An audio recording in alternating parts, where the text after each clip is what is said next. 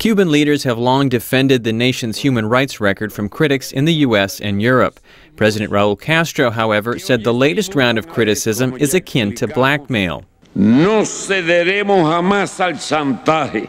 We will never yield to blackmail from any country or group of nations, no matter how powerful they are.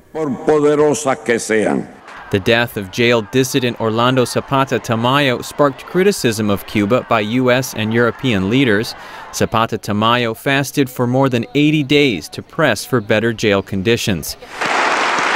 At a Communist Youth Congress, Mr. Castro said foreign critics are using the death to launch a new media campaign against Cuba. They are cynically manipulating the death of a person jailed for common crimes.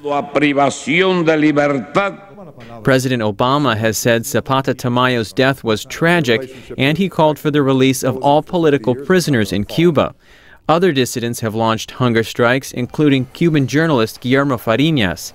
He says he will refuse food until the Cuban government releases 26 political prisoners said to be in poor health. U.S. officials also are concerned about a group called the Ladies in White, made up of wives and relatives of jailed dissidents. Gordon Duguid is acting deputy spokesman at the State Department.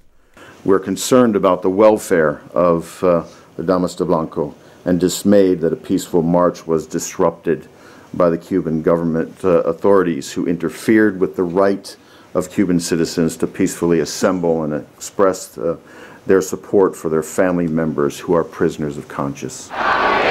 Last month, Cuban Americans and other Miami residents held a march in support of the Ladies in White. At the same time, in Havana, the Ladies in White tried to march, but police intervened. Pro-democracy groups say anti-government sentiment is spreading, partly because of the death of Zapata Tamayo. Marcy Bellew monitors human rights in Cuba for the Cuban Democratic Directorate, a pro-democracy group in Miami. We're seeing every day that people are just not willing to cooperate with the regime, and they've had to do the beatings and do these arrests and sacrifice their image in order to try to control them. Liu says the crackdown is not a result of pressure from the White House, rather it's in response to domestic problems. With the marches that are going on, not just in Miami, but in Los Angeles, in New York, in Spain, I think even in Brazil there are people supporting. And that's something that's tying the Cuban exile community, wherever they are, with people inside the island. That's something that's new.